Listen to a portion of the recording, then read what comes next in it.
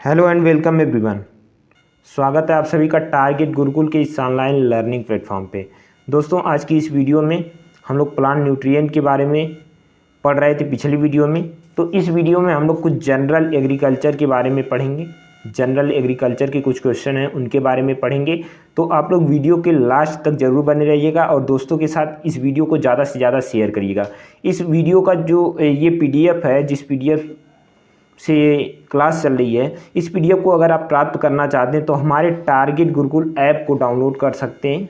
App पे ये जो है PDF, सभी PDF हमारे उस पर मिल जाएंगे। यूट्यूब क्लासेस की जितनी भी होंगी फ्री ऑफ कॉस्ट हमारे ऐप पे मिल जाएंगी। वहाँ से जाके आप लोग ऐप डाउनलोड करिए और वहाँ से अपनी पढ़ाई स्टार्ट करिए। और यदि आपको कोई क्वेरी होती है तो ऐप में हमारा चैट का ऑप्शन मिल जाएगा। ठीक, चैट का ऑप्शन मिल जाएगा। हमसे आप क्या कर सकते हैं, डायरेक्ट चैट कर सकते हैं। तो चलिए हम लोग स्टार्ट करते हैं। पहला क्वेश्चन है, अरंडी में तेल प्रतिशत मात्रा कितना होता है। जो कैस्टर होता है इसमें ऑयल परसेंटेज कितना होता है। तो ऑयल परसेंटेज की अगर हम बात करें, इसका ऑप्शन नंबर डी सही हो जाएगा। क्या हो जाएगा, ऑप्शन नंबर डी सही होगा। अब आप लोग यहाँ से थोड़ा और दिमाग लगाइए। दिमाग ये लगाइए कि अब यहाँ मान लीजिए आज कैस्टर में पूछा गया है, कल सनफ्लावर में पूछा जा सकता है, फिर नारियल में पूछा जा सकता है। तो इसलिए आप लोग पूरी लिस्ट क्या करिएगा, पढ़ लीजिएगा। ठीक, चलिए अब हम लोग आगे बढ़ते हैं। आगे पूछा जा रहा है, लेटेराइट मृदा का रंग क्या होता है। जो लेटेराइट मृदा होती है, सॉइल होती है, उसका रंग क्या होता है। तो उसका रंग क्या होता है, रेड। इसका बी ऑप्शन सही हो जाएगा, रेड। चलिए नेक्स्ट क्वेश्चन की तरफ बढ़ते हैं। नेक्स्ट क्वेश्चन पूछ रहा है, कैन खाद में नाइट्रोजन प्रतिशत मात्रा क्या होती है। कैन खाद में जो नाइट्रोजन प्रतिशत मात्रा होती है वो ऑप्शन नंबर सी आपका सही हो जाएगा, 25% पाई जाती है। यूरिया में नाइट्रोजन कितनी होती है, तो वो 46% होती है। कितनी होती है, 46%। ये भी क्वेश्चन कई बार आपसे पूछे जा चुके हैं, ये क्वेश्चन आप लोग याद रखिएगा। चलिए आगे बात करते हैं। कह रहा है, which animals dung has maximum nitrogen. कौन सा एनिमल ऐसा है जिसके गोबर में सबसे ज़्यादा नाइट्रोजन पाई जाती है। तो भेड़ जो है, इसके सिप जो है, इसके जो गोबर में है नाइट्रोजन की प्रतिशत मात्रा अधिक पाई जाती है। चलिए आगे हम बात करते हैं 5वें नंबर क्वेश्चन की। कह रहा है, which crops had more impact of green revolution. Green revolution जो था उसका इम्पैक्ट, उसका प्रभाव किस फसल पर ज़्यादा पड़ा था। हम बात करेंगे ग्रीन रिवोल्यूशन की, तो 1966 और 67 में ग्रीन रिवोल्यूशन आई थी भारत में। ठीक, किसके द्वारा आई थी, वो आई थी डॉक्टर MS स्वामीनाथन। किसके द्वारा, डॉक्टर MS स्वामीनाथन के द्वारा आई थी। इसका प्रभाव सबसे ज़्यादा गेहूँ पर पड़ा था, गेहूँ पे, और पड़ा तो भी धान पे था, लेकिन यहाँ पे ऑप्शन के अकॉर्डिंग गेहूँ सही हो जाएगा। चलिए आगे हम बात करते हैं नेक्स्ट क्वेश्चन की। नेक्स्ट क्वेश्चन में पूछा जा रहा है, भारत का सबसे ज़्यादा गन्ना कहाँ उत्पादित होता है। भारत का जो सबसे ज़्यादा गन्ना है वो कहाँ उत्पादित होता है। तो इसका अगर हम बात करें गन्ना उत्पादन का, तो सबसे ज़्यादा उत्तर प्रदेश UP में होता है। कहाँ होता है, UP में। अब नेक्स्ट क्वेश्चन की बात करते हैं। कह रहा है, where is the Indian vegetable research centre located. भारतीय सब्जी अनुसंधान केंद्र कहाँ स्थित है। तो इसका करेक्ट आंसर हो जाएगा वाराणसी। कहाँ स्थित है, वाराणसी। अब आगे हम बात करते हैं नेक्स्ट क्वेश्चन की। कह रहा है, कवक कितने pH पर भूमि में क्रियाशील होते हैं। कवक जो होते हैं, at what pH are fungi active in soil. कवक किस pH पर ज़्यादा एक्टिव होते हैं। तो इसका करेक्ट आंसर की अगर हम बात करें तो हो जाएगा ऑप्शन नंबर बी, यानी कि 7 pH पर जो है कवक सबसे ज़्यादा एक्टिव होते हैं। और अगर हम बात करें इनके टेम्परेचर की, तो किस टेम्परेचर पे सबसे ज़्यादा एक्टिव होते हैं। तो 22 से 24 डिग्री सेल्सियस, 22 से 24 डिग्री सेल्सियस पर ये ज़्यादा एक्टिव होते हैं। चलिए नेक्स्ट क्वेश्चन के बारे में बात करते हैं। कह रहा है, धान में चावल की प्रतिशत मात्रा क्या होती है। तो धान में चावल को पहले जानते हैं हम लोग, अलग करना क्या कहलाता है। धान से जो चावल अलग करते हैं हम लोग, हलिंग कहलाता है। क्या कहलाता है, हलिंग। आपको ये क्वेश्चन 2 तरीके से पूछा जा सकता है, इसलिए हम हलिंग का मतलब आपको बता दिए कि धान से चावल को अलग करना, यानी भूसी जो होता है, भूसी और चावल को अलग करना हलिंग कहलाता है। अब यहाँ से पूछा जा सकता है धान में हलिंग प्रतिशत मात्रा होती है, तो दोनों चीज़ें, दोनों चीज़ मतलब जो दोनों क्वेश्चन हैं इनका कहने का मतलब एकदम सेम है। तो इसका करेक्ट आंसर की बात करेंगे तो ऑप्शन नंबर बी सही हो जाएगा, 66%। कितना? 66% नॉर्मल धान की। चलिए नेक्स्ट क्वेश्चन के बारे में बात करते हैं। नेक्स्ट क्वेश्चन बोला जा रहा है कि गेहूं के अंकुरण के लिए उपयुक्त तापक्रम है, जो गेहूं है उसके लिए उपयुक्त तापक्रम कितना होना चाहिए। तो उपयुक्त तापक्रम की अगर हम बात करें तो इसका ऑप्शन नंबर बी सही हो जाएगा, 18 से 20 डिग्री सेल्सियस क्या है, उपयुक्त तापमान होता है। चलिए आगे बात करते हैं, निम्नलिखित में से सोना खाद के नाम से जाना जाता है। अब देखिए यहाँ जो है सोना खाद के नाम से किसे जाना जाता है, which of the following is known as सोना खाद। तो सोना खाद को हम लोग फार्मर यानी किसान खाद और कैन खाद का मतलब calcium ammonium nitrate, calcium ammonium nitrate can का फुल फॉर्म है। इसका करेक्ट ऑप्शन सी हो जाएगा, दोनों। क्या हो जाएगा? ऑप्शन नंबर सी, दोनों हो जाएगा, बोथ। चलिए नेक्स्ट क्वेश्चन की हम बात करते हैं। नेक्स्ट क्वेश्चन पूछा जा रहा है कि भारतीय दलहन अनुसंधान केंद्र कहाँ स्थित है, where is the Indian pulse research centre located. मतलब जो पल्स रिसर्च सेंटर है ये कहाँ स्थित है, तो आपका कानपुर स्थित है, ऑप्शन नंबर बी सही हो जाएगा, कानपुर, कानपुर में स्थित है। ठीक, चलिए आगे बात करते हैं। आगे पूछा जा रहा है कि झुलसा बीमारी किस तत्व की कमी के कारण होता है। जो बीमारी झुलसा है किस तत्व के कारण होता है, तो इसकी अगर हम बात करें ये सल्फर की कमी से होता है, सल्फर, ऑप्शन नंबर ए सही हो जाएगा, ए, सल्फर की कमी से क्या होता है, झुलसा की बीमारी होती है। अब बात कर रहे हैं आलू के भंडारण के लिए कोल्ड स्टोरेज का तापमान कितना होना चाहिए। जो हम लोग आलू का भंडारण करते हैं तो कोल्ड स्टोरेज में इसका भंडारण किया जाता है, ठीक, उसके लिए तापमान हम लोग कितना रखना चाहिए। तो इसके करेक्ट आंसर की बात करेंगे तो 5 डिग्री सेल्सियस लगभग रखना चाहिए, ऑप्शन नंबर सी इसका करेक्ट आंसर हो जाएगा। चलिए नेक्स्ट क्वेश्चन की बात करते हैं। कह रहा है at what temperature bull semen is stored on the refrigerator. Refrigerator में जो है सांड का जो सीमेन होता है उसको कितने डिग्री सेल्सियस पे हम लोग क्या करते हैं, भंडारण करते हैं, स्टोरेज करते हैं। तो इसके करेक्ट आंसर की अगर हम बात करें ऑप्शन नंबर बी हो जाएगा, 5 degree Celsius, option number B 5 degree Celsius हो जाएगा। चलिए आगे हम बात करते हैं 16 नंबर क्वेश्चन की।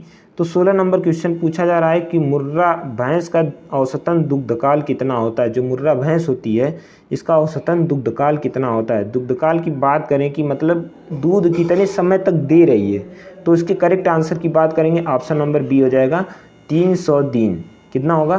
300 दिन इसका करेक्ट आंसर हो जाएगा। चलिए आगे बात करते हैं। आगे पूछा जा रहा है कि पनीर में वसा का औसत प्रतिशत कितना होना चाहिए। जो पनीर है इसमें वसा का औसत प्रतिशत मात्रा कितनी होनी चाहिए, तो इसका करेक्ट आंसर की बात करेंगे 28। अब बात करते हैं कोलेस्ट्रम। कोलेस्ट्रम अगर आप लोग नहीं जानते हैं तो कोलेस्ट्रम के बारे में हम बताते हैं। जब आपके घर अगर पशु होंगे तो आप जानते होंगे कि खीस मतलब कोलेस्ट्रम को हिंदी में हम लोग खीस बोलते हैं। क्या बोलते हैं? खीस, ये जानिए। अब देखते होंगे जब गाय बच्चा देती है, बच्चा देने के 2-3 दिन तक जो दूध निकलता है उसी को हम लोग खीस बोलते हैं। इसमें प्रोटीन कितनी होती है, तो 17% होती है, याद रखिएगा। चलिए आगे बात करते हैं।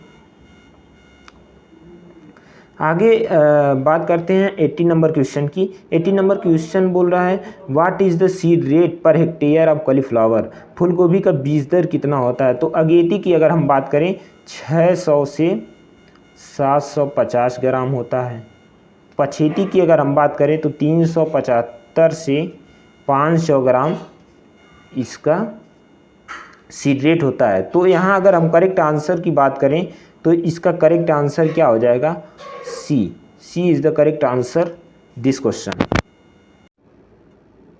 अगला क्वेश्चन पूछा जा रहा है कि हरी मिर्च में कौन सा विटामिन पाया जाता है।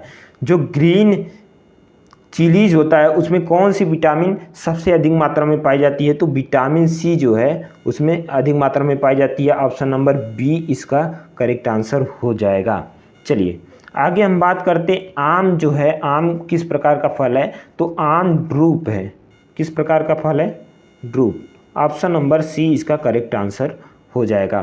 तो बच्चों आपको बता दें, हमारे जो चैनल है टारगेट गुरुकुल, इस पे डेली बेसिस पे आप क्लासेस ली जा रही हैं। तो आपसे उम्मीद है कि आप लोग इस क्लास को ले रहे होंगे और अपने दोस्तों के साथ ज़्यादा से ज़्यादा शेयर करिए, ज़्यादा से ज़्यादा बच्चों को जोड़िए ताकि उनका भी भला हो सके, उनका भी एंट्रेंस एग्ज़ाम आसानी से क्वालिफाई कर सकें। तो चलिए हम नेक्स्ट क्वेश्चन की बात करते हैं। नेक्स्ट क्वेश्चन पूछा जा रहा है कि कच्चे लोहे में कार्बन की प्रतिशत मात्रा कितनी होती है? जो कच्चा लोहा होता है उसमें कार्बन की कितनी प्रतिशत मात्रा होती है? तो इसका करेक्ट आंसर हो जाएगा 3.5 से 4% होती है। Option number D is the correct answer of this question.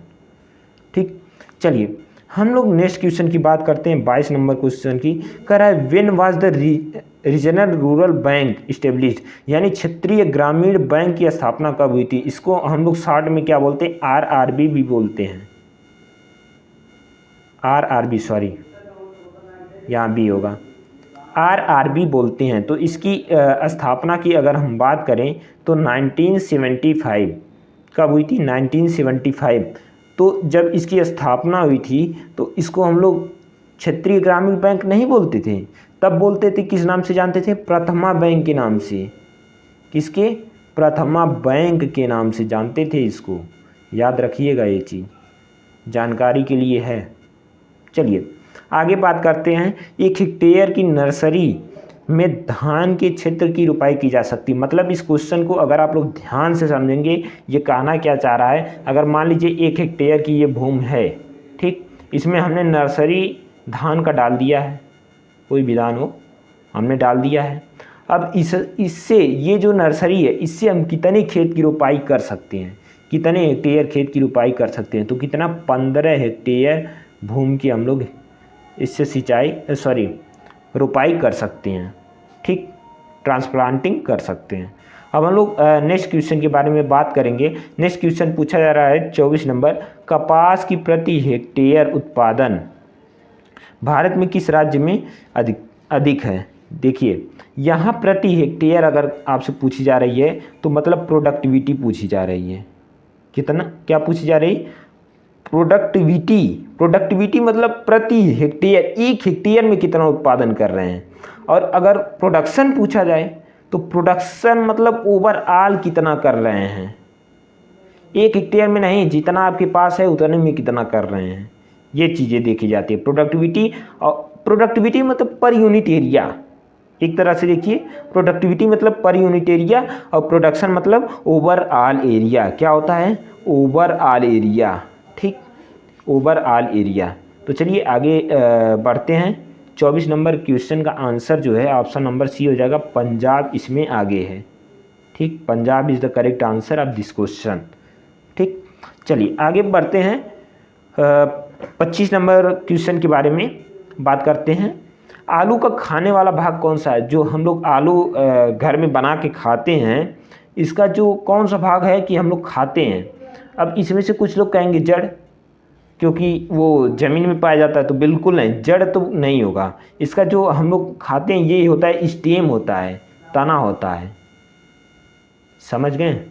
इसे आप लोग लर्न करिएगा, क्योंकि बहुत बच्चे होंगे जड़ पे लगा के चले आएंगे आंसर इसका, जो लोग नहीं पढ़े होंगे। जो बच्चा पढ़ा होगा वो तुरंत से स्टेम पे लगा के चला आएगा। तो इसलिए आप लोग थोड़ा ध्यान से पढ़िएगा। क्वेश्चन नंबर 26 की अगर हम बात करें, कह रहे भारतवर्ष में बौनी जात की गेहूं का आगमन कब हुआ? जो ये ड्वार्फ वैरायटी थी, ड्वार्फ वैरायटी वीट की, ये भारत में कब आई? तो 1963 में बौनी जात की जो गेहूं थी हमारे भारत में आई। कहाँ आई? भारत में 1963 ईस्वी में आई थी। चलिए नेक्स्ट क्वेश्चन के बारे में बात करते हैं। नेक्स्ट क्वेश्चन पूछा जा रहा है कि जमुनापारी बकरी का मूल स्थान कहाँ है? जो जमुनापारी बकरी होती है इसका मूल स्थान कहाँ है? तो इसका मूल स्थान है Etawah. Option number B is the correct answer. आगे हम बात करते हैं 29 नंबर क्वेश्चन की। 29 नंबर क्वेश्चन पूछा जा रहा है कि तंबाकू में कौन से भाग से निकोटीन बनता है, मतलब तंबाकू में जो निकोटीन बनता है वो किस भाग में बनता है। तो इसका हम अगर करेक्ट आंसर की बात करें तो लीफ हो जाएगा। क्या हो जाएगा? लीफ।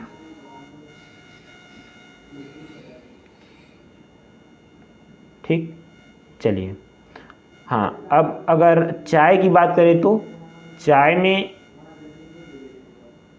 कौन सा भाग हम लोग यूज करते हैं, तो कहते नहीं चाय की पत्ती, तो ये भी पत्ती लीफ की यूज करते हैं। ये भी क्वेश्चन आ सकता है, तो इसे भी आप लोग जानते रहिए। चलिए आगे हम लोग बात करते हैं फूल गोभी में विपटेल दैहिक विकार किसकी कमी के कारण होता है। जो फूल गोभी में विपटेल होता है वो किसके कारण से होता है। तो इसमें अगर हम बात करें किसकी कमी से होता है तो मॉलिबेडेनम की कमी से होता है। ऑप्शन नंबर बी इसका करेक्ट आंसर हो जाएगा। तो थैंक यू फ्रेंड्स, यही रहे आपके क्वेश्चन। उम्मीद करते हैं ये वीडियो आपको बहुत ही हेल्पफुल मिली होगी। वीडियो थोड़ा भी हेल्पफुल लगे तो वीडियो को लाइक कर देना और दोस्तों के साथ ज़रूर शेयर कर देना। अब फिर मिलेंगे हम नेक्स्ट वीडियो में। नेक्स्ट वीडियो का आप लोग वेट करिएगा, हम जल्दी से जल्दी वीडियो अपलोड करने की कोशिश करेंगे। थैंक यू फ्रेंड्स, मिलेंगे नेक्स्ट वीडियो में। Bye bye, take care.